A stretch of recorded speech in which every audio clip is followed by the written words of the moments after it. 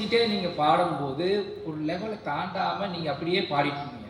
நீங்கள் கவனிக்காமல் நீங்கள் பாட்டு பாடும் போது எப்படி பாடிருப்பீங்கன்னா கராமரம் 10 குரல் கேட்கும். இப்போ நீங்கள் பாடினது ஒரு பதிகம், பாடினவங்க இப்போ எண்ணிக்கை பார்த்தோம்னா 25 பேருக்கு நம்ம இருக்கிறோம். ஆனால் குரல் பார்த்தோம்னா ஒரே ஒழிக்கும். ஏன்னா நம்ம எல்லாரும் கவனித்து பாடுறோம், அதனால் அப்படி கேட்குது. நீங்கள் கவனிக்காமல் நீங்கள் பாடினீங்கன்னா 25 குரல் கேட்கும். ஆமாம், கண்டிப்பாக கவனிக்காமல் நீங்கள் பாட்டுக்கு நான் பாட்டு பாடுறேன் அப்படின்னு அவர் பாட்டை பாடுறாரு, இவர் பாட்டை பாடுறாரு, அவர் பாட்டை பாடுறாரு அப்படின்னு பாடணும்னா 25 குரல் கேட்கும். நம்ம கவனிச்சு பாடும்போது என்ன ஆகுது, 25 பேர் ஒத்த குரல் வைப்பாங்க. ஆமாம், இதுதான் விஷயம். ரெண்டாவது என்னன்னா, நம்ம 2ஆம் காலம் அப்படின்னு சொன்னோடனே என்ன பண்ணிவிடுறோம், முட்டலாமை இள நாகமோடேன முளைக்கும் அவை பூண்டு அப்படின்னு பாடுறோம். இது 2ஆம் காலம் கிடையாது, 3ஆம் காலம். வேகம் ஃபாஸ்ட் இருக்குது, வேகம் அவ்வளோ வேகமாக இருக்குது. அப்படி நாம் பாடாம முற்றலாமை எவ்வளவு முற்றலாமை இள நாகமோடேன முளைக்கும் அவை பூண்டு ஒவ்வொரு அடியும் பார்த்து எடுத்து வைக்கிற மாதிரி கண்ணி வடி பதிச்சு விட்டுட்டாங்க. இப்ப நாம இங்கிருந்து அங்க போகணும், எப்படி போகணும், ஒவ்வொரு அடியும் பார்த்து எடுத்து வைப்போம். அது மாதிரி முற்றலாமை இள நாகமோடேன முளைக்கும் அவை பூண்டு, எந்த வார்த்தை நமக்கு தெரியும், முற்றல் ஆமை, முற்றலாமை ஆமை. சுவாமி நல்ல முத்தி போன ஆமை ஓட்ட பிரிக்க முடியுமா? ஆனா அதையே பிரிச்சு எடுத்து மார்புல அணிஞ்சிருக்கோம் இல்லையா.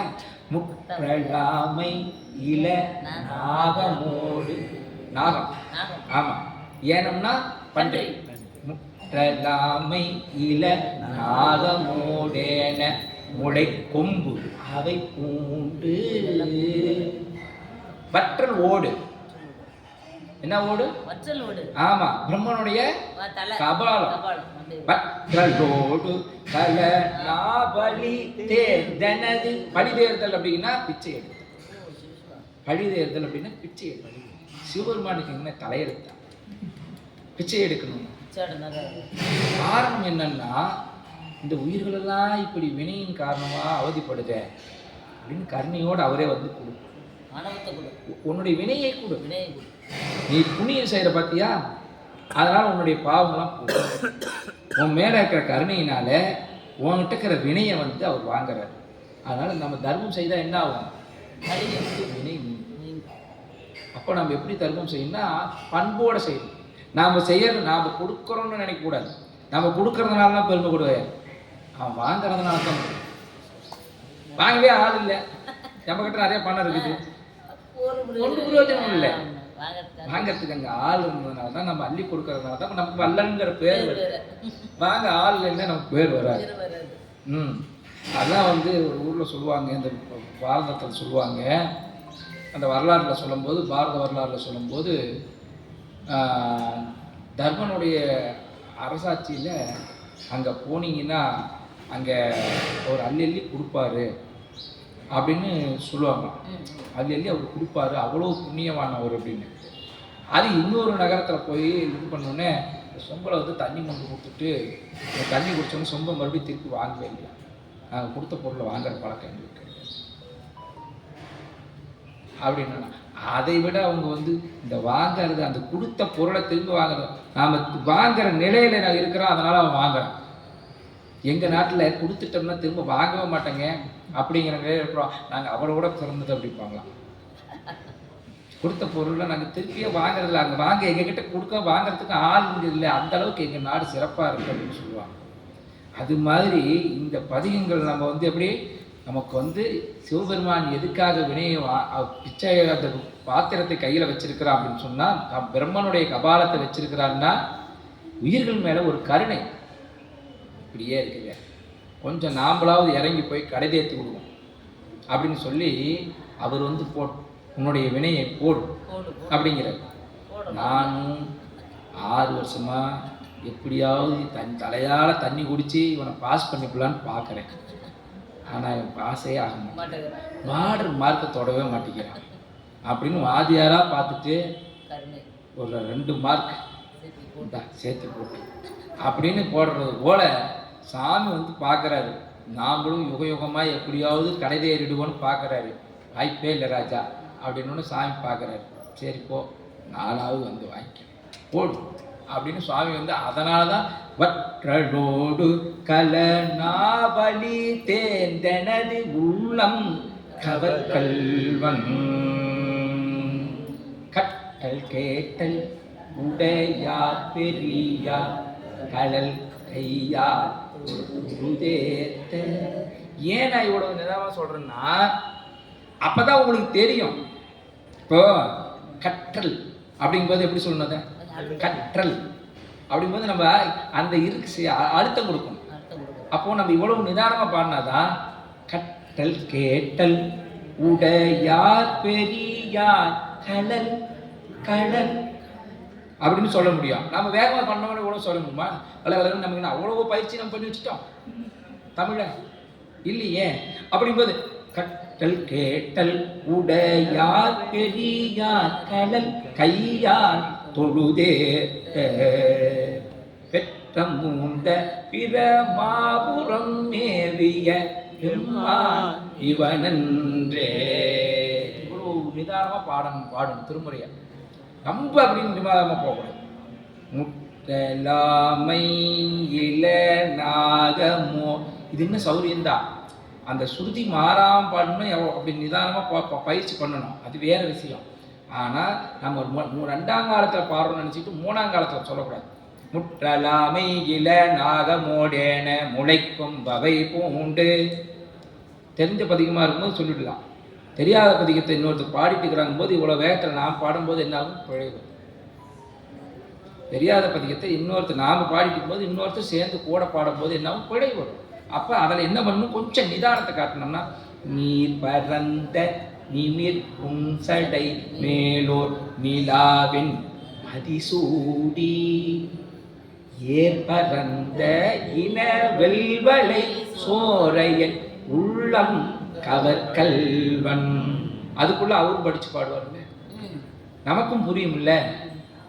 நீர் பரந்த நிமிர் புன்சடை மேலோர் நிலாவின் மதிசூடி ஏற்பரந்த இன வெல்வளை சோரையன் உள்ளம் கவர்கல்வன். கையில போட்டுக்கிறவர்கள் தானா கல்ண்டு விடுதான்.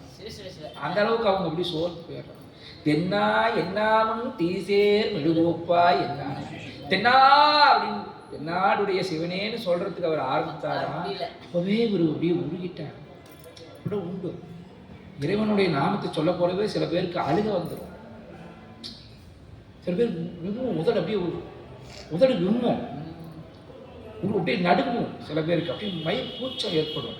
இது பக்திக்கு உண்டான 10 இலக்கணம். 10 ஈசன் பலடியே பாங்குடையே புத்தடியோம் புண்மை தீர்த்து ஆட்கொண்டால் கொள்ளாதோ. இந்த இலக்கணம் அடியார் இடத்துல இருக்கும். தென்னாடுடைய சிவனைங்கும் போது அப்படியே அவருக்கு உடம்பு அப்படியே இன்னும் பண்ண மெய் கூசும், அப்படியே உடம்பு நடுங்கும், வார்த்தை இல்லாமல் விம்மும், கண் அப்படியே கண்ணி வரும். அவனுக்கே தெரியாம சில நேரம் கையை மேலே தூக்கி ஆட ஆரம்பிச்சிருவான். இப்படின்னு 10 இலக்கணங்கள் அடியாருக்கு கொடுத்துருக்காங்க. ஆமா, அது எப்படி வரும் அப்படின்னா பாவனையினாலதான் வரும். ஆமா, நாம அது எப்படி வரும், பாவனையில தான் வரும். 10 இலக்கணம் நமக்கு கொடுத்துருக்குறாங்க. 10 இலக்கணங்கிறது என்ன, உண்முதல் மெய் கூசுதல் இப்படின்னு சொன்னா வருமா? சொல்லும்போது எப்படி சொல்லணும், ஈசன் பலடியே அப்படிங்கிறாரு. என்ன பண்ணும், அந்த உதடு துடிக்கும் அப்படின்னு விம்மரம் இல்லையா. இது மாதிரி இதை நான் பாவனையா சொன்னாதான் இதுக்கு உங்களுக்கு இதா இருக்கும். உதடு விம்மம், உதடு துடிச்சது எப்படி எப்படி உதடு துடிக்க நீங்க இப்படி சொன்னா உங்களுக்கு அது இதா இருக்காது. சொல்றவனுக்கு அந்த பாவனை இருக்கணும், அப்பதான் அந்த உணர்வோட செலுத்த முடியும். அது மாதிரி பதிகம் பாடுறவனுக்கு அந்த உணர்வு செலுத்த. அப்போ நீங்க இப்படி நிதானமா நிதானமா நிதானமா பாடும்போது பதிகம் நீங்க எத்தனை பாடுறீங்க எண்ணிக்கையில கிடையாது. நல்ல நிதானமா அந்த தமிழை உச்சரிக்கும் போதே அந்த பாட்டுக்கு உண்டான அத்தனை இனிமையும் வந்துடும். இந்த பதிகத்தை அந்த தமிழை நல்லா உச்சரிக்கும் போதே அந்த பாடல் இனிமையாயிடும். அதுதான் அதனுடைய சிறப்பு. விண்மகிழ்ந்த மதில் விண்மகிழ்ந்த மதில் எய்ததும் விண்மகிழ்ந்த மதில் எய்ததும் இன்றி விலங்கு கலை ஓட்டில் உண்மகிழ்ந்து பலி தேறிய வந்தனது உள்ளம் அவர்கல்வன் மண் மகிழ்ந்த அரவம் மலர் கொன்றை மகிழ்ந்த அறைமாறு பெண்மகிழ்ந்த பிற மாபுரம் நேவிய பெம்மா இவனன்றே. எதுக்கு இதெல்லாம் நான் இதுதானே பாடணும், திரும்ப ஏன் பாடுகிறேன்? இப்படி இப்படி இப்படி நிதானமாக பாடுங்க. இந்த ஒருமை பெண்மை மட்டும் நீங்கள் பாடுங்க, நான் சொல்கிறேன். ஒருமை பெண்மை உடையன் ஒருமை பெண்மை உடையன்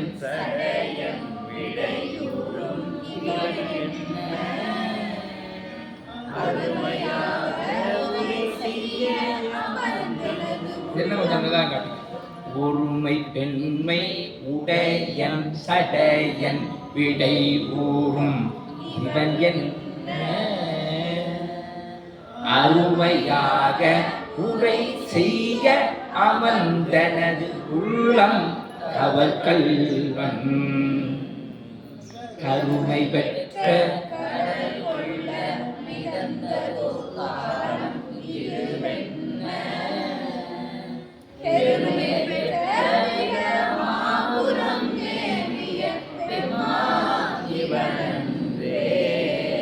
பாருங்க, நம்ம 25 பேர் சேர்ந்து பாடுறோம்ல, எப்படி இருக்குது. இதில் ஏதாவது இன்னும் கொஞ்சம் 4 பேர் கேட்கணும் அப்படின்னு சொன்னால் அது என்ன பண்ணணும்னா, கொஞ்சம் இதில் அழுத்தம் சேர்த்துக்கிட்டோம்னா, இப்போ பாடினதில் இன்னும் ஒரு 4 பேர்த்துக்கு கேட்கணும். இப்போ பாடுறது இங்கே இருக்கிறவங்களுக்கு தான் கேட்குது, இன்னும் ஒரு 4 பேர்த்துக்கு கேட்கணும் அப்படின்னு சொன்னால் உடனே மறைகளந்த அப்படின்னு சத்தத்தை அதிகப்படுத்தக்கூடாது. மறைகளந்த அப்படின்னு கொஞ்சம் அழுத்தத்தை சேர்க்கணும். அழுத்தம் பாட்டில் தண்ணி இருக்கு, அதை ப்ரெஸ் பண்ணும்போது என்ன ஆகுது, தண்ணி கொஞ்சம் இங்கே ஊற்றுற தண்ணி என்ன ஆகும், கொஞ்சம் பிரிச்சு அடிக்கும்ல.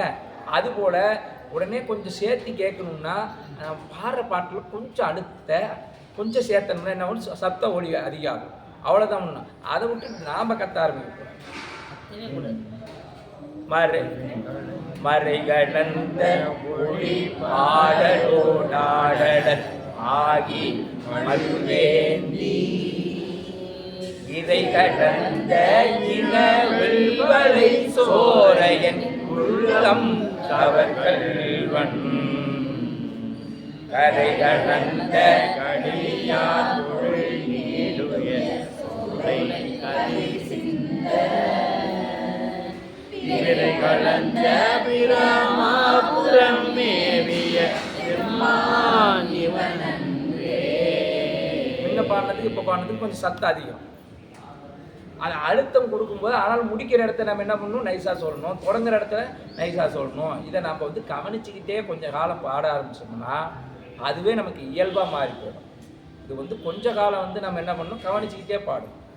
அவ்வளோதான். இப்போ நீங்கள் பாராயணம் பண்ணுறீங்கன்னா இதை கொஞ்சம் காலத்துக்கு நீங்கள் எல்லாம் இப்படி கவனிச்சுக்கிட்டே ஒரு முறை உட்காந்து இப்படி பாராயணம் பண்ணிங்கன்னா நாளடைவில் அதுக்கு பழக்கமாகி போயிடும். உங்களை மாற்றி பாட சொன்னால் கூட நீங்கள் மாற்றி பாட மாட்டீங்க, ஏன்னா அது பழக்கமாயிடும். ஆமாம். அதே போல் நம்ம பாராயணம் பண்ணும்போது ஆமாம், நான் ஏன் மைக்கை ஆஃப் பண்ணேன்னா இந்த சத்தம் உங்களுக்கு இன்க்ரீஸ் பண்ணி காட்டுறதுக்காக. நான் ஏன்னா மைக்கில் சொல்லும்போது உங்களுக்கு நான் எப்படி சொன்னாலும் உங்களுக்கு பழிச்சுன்னு கேட்கும். அதனால் ஆஃப் பண்ணி சொல்லும்போது தான் அந்த சத்தம் அதிகம் காட்டுறதெல்லாம் அதுக்காக தான் நான் நிறுத்தி போடுறேன். அப்புறம் அதுபோல் அதே போல் இன்னும் ஒரு விஷயம் என்ன அப்படின்னா, இப்போ நம்ம பாராயணம் பண்ணும்போது இந்த வாரம் ஒரு 7 பதிகம் பாடுறோம். இப்போ அடுத்த வாரம் இன்னொரு 7 பதிகம் பாடுறோம். அப்படின்னா நல்ல தேர்ச்சி பெற்றிருந்தோம்னா நம்ம மாதிரி போகலாம். இல்லை அப்படின்னா இந்த வாரம் 7 பதிகம் பாடினோம்னா அடுத்த வாரமும் 7 பதிகம், அதே 7 பதிகமே பாடணும். திரும்ப திரும்ப திரும்ப திரும்ப திரும்ப திரும்ப பாடும்போது தான் என்ன ஆகும், நம்ம இங்கே கவனிக்க வேண்டியதில்லை, இங்கே இந்த புஸ்தகத்தை பார்க்க வேண்டியதில்லை. ஏன்னா நம்ம ஏற்கனவே படித்து பயிற்சி ஆகிடுது. பாராயணம் அப்படிங்கிறது அப்படித்தான் செய்யணும். இன்னைக்கு ஒரு பாட்டு, நாளைக்கு ஒரு பாட்டு அப்படின்னு உளறிட்டு போகக்கூடாது. நீங்கள் வேத பிராமணரை பார்த்துருப்பீங்க. நான் சொல்கிறது நல்ல பிராமணர், வேத பிராமணர் சாமிகிட்ட உட்காந்து அந்த என்ன சொன்னாங்கன்னா அந்த மந்திரத்தை திரும்ப திரும்ப திரும்ப திரும்ப திரும்ப திரும்ப சொல்லுவாங்க. எதுக்கு? சாமிக்கு சொல்கிறதுக்கு இல்லை, தனக்கு அந்த மந்திரத்தை அவங்க தன்னைத்தானே தயார் பண்ணிக்குவாங்க, அதை உருவேற்றிக்குவாங்க. அது அவங்களுக்காக தானே தவிர இறைவனுக்காக இல்லை. அதுபோல் நம்ம திரும்ப திரும்ப திரும்ப திரும்ப திரும்ப இந்த பதிகங்களை பாடும். இந்த பதிகங்கள் அப்படின்னா இந்த பதிகங்கள் திரும்ப திரும்ப திரும்ப இந்த பதிகங்கள் பாடணும். எல்லாம் ஒரே பாட்டையே அப்படின்னு நினைக்கக்கூடாது. அதான் தப்பு நடந்து போயிடும். இல்லை தோடுடைய செவியனையே அன்னைக்கு ஒருத்தர் வகுப்பு எடுத்தார், தோடுடைய செவியன் எடுத்தார், இன்னொரு பாட்டு எடுத்தார், அந்த வகுப்பு முடிஞ்சு போச்சு. அப்புறம் ஒருத்தர் பிடிச்சிட்டு வந்தோம், அவர் தோடுடைய செவியன் எடுத்தார், அதுக்கப்புறம் முடிஞ்சு போச்சு. இவரையும் கூப்பிட்டு வந்து இவரும் தோடுடைய செவியன்னாரு. அப்படி நினைக்கக்கூடாது. நாங்கள் இதுவரையும் தோடுடைய செவியன் வகுப்பு எடுக்கும்போது நான் 1,00,000 தடவை சொல்லியிருக்கணும், நான் 1000 தடவை சொல்லியிருக்கணும் இல்லையா? நான் எங்கே போய் வகுப்படுத்தாலும் தோடுடைய செவியன் தான் பாடணும். தொடக்கத்துக்கு நாம் என்ன தோடுடைய செவியன் கேட்கறேன்னு நான் நினைக்க முடியுமா? நினைக்கக்கூடாது. மந்திரம் இல்லையாது. ஞானசம்பந்த